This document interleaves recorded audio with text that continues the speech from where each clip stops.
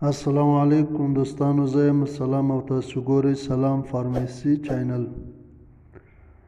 دوستانو نن خبره کوو د ټیبلیټ ایمټیکا 10 mg باره کښې چې دا د چیش لپاره استعمالیږي او څنګه استعمالیږي او کومې فایدې لري او کوم نقصانات لري. دوستانو که پوره معلومات کول غواړئ نو ویډیو تر اخره وګورئ او که نوي دوستان یاست نو سلام فارمیسي چینل سبسکرایب کړئ. انډیکیشن یا استعمال دوستانو ټیبلیټ ایمټیکا 10 mg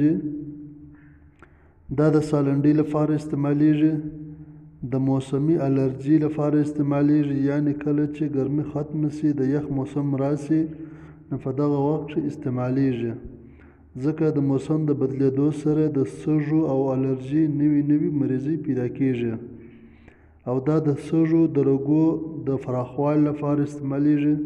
کله چې رګونه تنګ سي نو د سالنډۍ او ټوخی پیدا کېږي.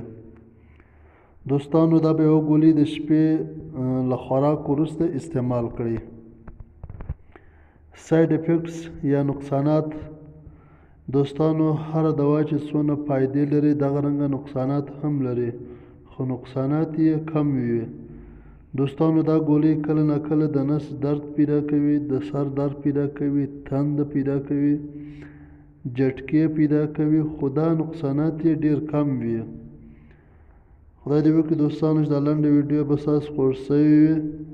له ټولو دوستانو څخه درخواست دی چې سلام فارمیسي چینل سبسکرایب کړئ، ویډیو لایک او شیر کړئ.